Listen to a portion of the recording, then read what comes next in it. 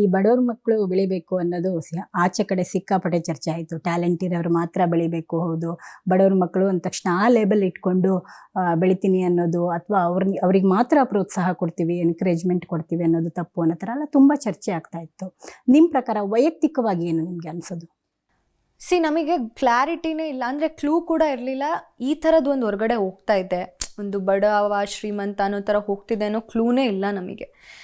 And ಹೊರಗಡೆ ಬಂದಾಗ ಗೊತ್ತಿಲ್ಲ, ಅಂದರೆ ಆ ಫ್ಯಾನ್ಸ್ದು ಆ ಒಂದು ಪರ್ಸ್ಪೆಕ್ಟಿವ್ ಅಥವಾ ಅವರ ಒಂದು ಯೋಚನೆ ಹಂಗಾಗಿರ್ಬೋದು. ಆದರೆ ಬಡವ ಶ್ರೀಮಂತ ಅನ್ನೋದು ನಮಗೆಲ್ಲೂ ಒಳಗಡೆ ಆ ಥರ ಫೀಲೇ ಆಗಿಲ್ಲ. ಸೊ ಹೊರಗಡೆ ಹಂಗೆ ಹೋಗ್ತಾ ಇದೆ, ಜನರ ಒಪಿನಿಯನ್ ಅಷ್ಟೇ. ಕಾವ್ಯ ಬೇಸಿಕಲಿ ಹೇಗೆ, ಮಿಡ್ಲ್ ಕ್ಲಾಸ್ ಕುಟುಂಬದವರ ಅಥವಾ ಅನುಕೂಲಸ್ಥರ?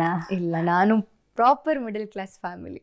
ಸೊ ಅದೇ ನಂದು ಗಿಲ್ಲಿ ನಾನು ಅವನು ಮಾತಾಡುವಾಗ, ಈಗ ಅವನಿಗೆ ಕ್ಯಾಪ್ಷನ್ ಏನೋ ಹಾಕಬೇಕು ಅವನನ್ನು ನಾನು ಕಂಗ್ರ್ಯಾಚುಲೇಟ್ ಮಾಡಬೇಕು ಅಂತಾಗ ಫಸ್ಟ್ ಥಾಟ್ ಯಾಕೆ ಅದು ಬಂತು ಅಂತಂದರೆ, ಅವನ ಜರ್ನಿ ಹೇಳ್ಕೊಂಡಿದ್ದ. ನಾವು ಬಿಗ್ ಬಾಸ್ ಮನೇಲಿ ಪ್ರಯಾಣ ಮಾಡಿದಾಗ ಅವ್ನು ಹೇಗೆ ಬಂದ, ಇಂಡಸ್ಟ್ರಿಗೆ ಹೇಗೆ ಬಂದ, ಯಾಕೆ ಬಂದ, ಡೈರೆಕ್ಟರ್ ಆಗಬೇಕು ಅಂತ ಬಂದಿದ್ದೆ ಅಂತ ಹೇಳ್ದ. ಅದನ್ನೂ ಹಾಕಿದ್ದೀನಿ, ಆದಷ್ಟು ಬೇಗ ಅದು ಈಡೇರಲಿ ಅಂತಲೂ ಹಾಕಿದ್ದೀನಿ.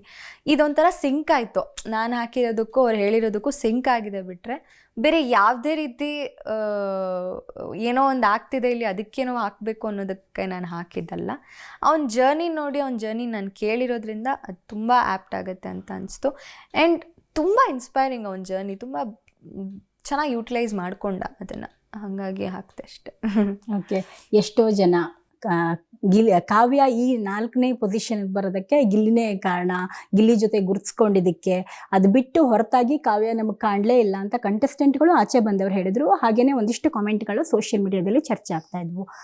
ಈ ಮಾತಿಗೆ ತಮಗೆ ಅಫ್ಕೋರ್ಸ್ ಅನುಮತಿ ಅಂತೂ ಇರಲ್ಲ, ನೀವು ವಿರೋಧಿಸೋದಾದರೆ ಹೇಗೆ ಅದನ್ನು? ವಿರೋಧ ನಾನು ಮಾಡಲ್ಲ, ಯಾಕಂದರೆ ಇವಾಗ ನಾವು ಹೇಳೋ ಹಾಗೆ ಬಿಗ್ ಬಾಸ್ ಮನೇಲೇ ಏನೋ ಒಂದು, ಇವಾಗ ನೀವೊಂದೇನೋ ಹೇಳ್ತೀರಾ, ನೀವು ನೋಡೋ ರೀತಿ ಅದು, ನಾನೇನೋ ಹೇಳ್ತೀನಿ ಅದು ನಾನು ನೋಡ್ತಿರೋ ರೀತಿ.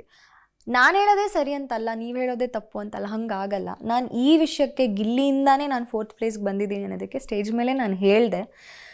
ಇದು ಕಪಲ್ ಶೋ ಅಲ್ವಲ್ಲ, ಅಂದರೆ ಒಂದು ಹುಡುಗ ಹುಡುಗಿ ಅಥವಾ ಏನೋ ಒಂದು ಒಬ್ಬರಿಂದ ಒಬ್ಬರು ಬರೋದಕ್ಕೆ ಕಪಲ್ ಶೋ ಅಲ್ಲ ಇದು, ಬಿಗ್ ಬಾಸ್.